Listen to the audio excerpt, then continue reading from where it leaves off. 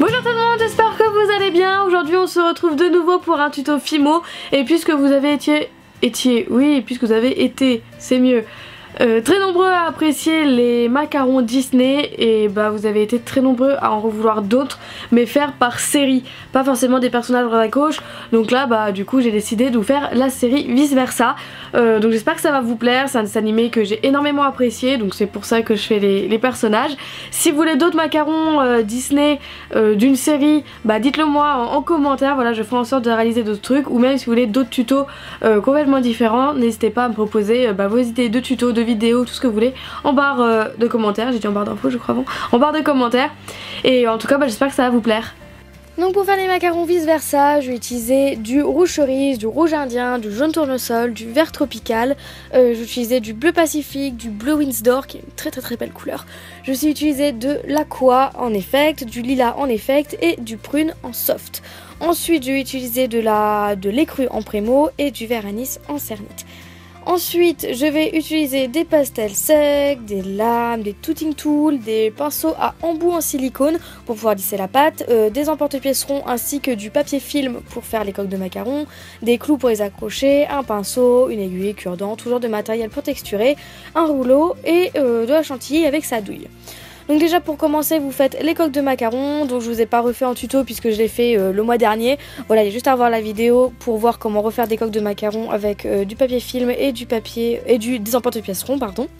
Ensuite je viens faire deux petits triangles rouge indien, donc vous avez compris je commence par réaliser peur et là je fais son petit nœud papillon qu'il a. Du coup voilà, je fais deux petits triangles que je mets face à face, j'ai du mal à parler aujourd'hui, et j'utilise un petit douting tool pour bien les fixer. Ah oui, désolée de ma voix aussi, mais je suis toujours malade. Voilà, petite parenthèse. Donc je viens mettre une petite boule aussi pour finir le nœud. Voilà, je fais ça vraiment très simplement. Ensuite, je viens prendre du prune et je viens faire un boudin très fin. Et en fait, c'est pour faire son espèce d'antenne ou de cheveux sur la tête, comme vous préférez. Je trouve que ça ressemble plus à une antenne qu'à un cheveu en vrai. Du coup voilà, je viens finir de donner la forme avec un douting tool, un cure-dent, voilà quoi, vous donnez la forme.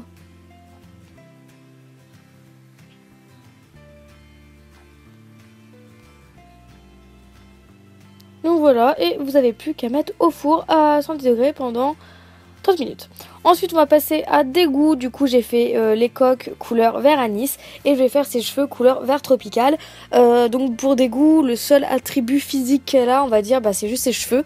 Voilà, elle a pas d'autres trucs sur la tête ou en général. Du coup c'est pour ça que je vais juste faire les cheveux. Donc je rappelle encore une fois que je ne fais jamais les yeux. Voilà, juste parce que je n'aime pas. Voilà, mais après vous pouvez bien entendu les faire si vous préférez les faire avec des yeux. Donc voilà, je vais faire, je sais pas comment l'expliquer en fait, mais je pense que vous avez bien compris rien qu'avec la vidéo. Voilà, je vais faire des cheveux avec deux petits boudins aplatis, on va dire. Et pareil, vous passez au four. Maintenant, on va passer à Joy. Donc j'ai fait les coques en écru. Et en fait, je viens faire pareil les cheveux couleur bleu pacifique. Donc voilà, pareil, je viens faire des petites gouttes que je viens couper. Et avec la lame, je viens faire un bord droit pour bien les fixer contre le bord de la coque. Et ensuite pareil, le seul attribut physique qu'elle a c'est aussi ses cheveux. Et là je vais faire la petite mèche qu'elle a devant.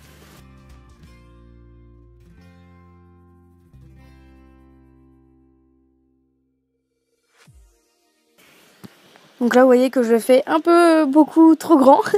Du coup je vais bien mettre à la bonne taille on va dire.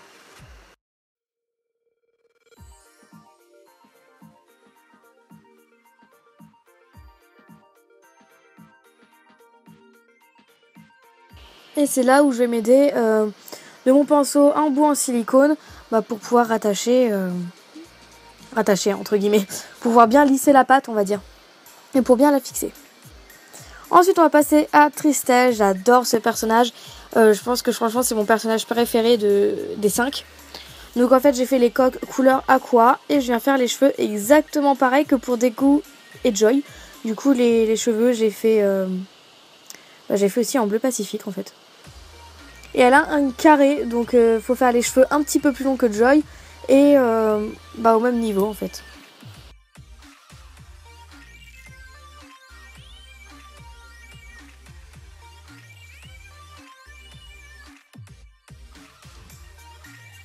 coup voilà, je viens bien donner la forme avec les lames. Donc au début, vous avez compris, je fais ça grossièrement au début.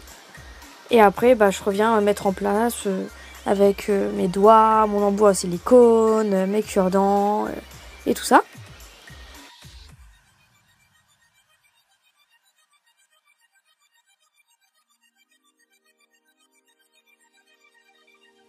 Et maintenant on va passer aux lunettes de tristesse puisque c'est l'attribut qu'elle a. Et pour ça je vais utiliser du Blue Windsor et faire un boudin très fin, et je vais commencer par faire 2 petits ronds. Donc ça c'est cool qu'avec ces lunettes en fait, ça qui est cool c'est que c'est 2 ronds, voilà, c'est pas très compliqué. Donc c'est plutôt sympa.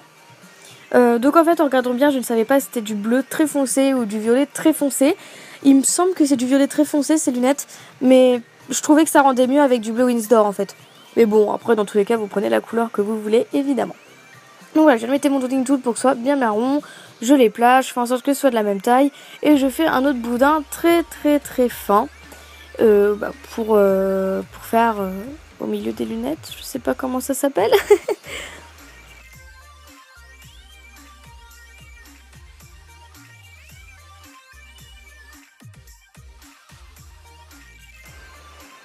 Et voilà le résultat, et on met aussi au four.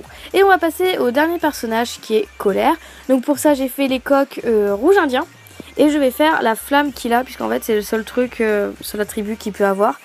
Voilà, du coup bah je fais la flamme, donc pour ça j'étale du jaune tournesol et je viens donner une forme de flamme avec ma lame. Une fois que la forme me plaît plus ou moins, je viens donner un petit peu plus de couleur avec des pastels secs. Voilà, pour faire encore plus la couleur flamme. Donc pour ça, je viens râper de la pastel.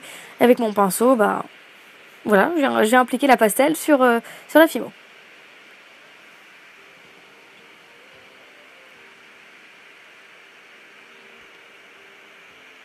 Donc je viens m'amuser un peu avec du orange, du rouge, un peu de blanc au bout.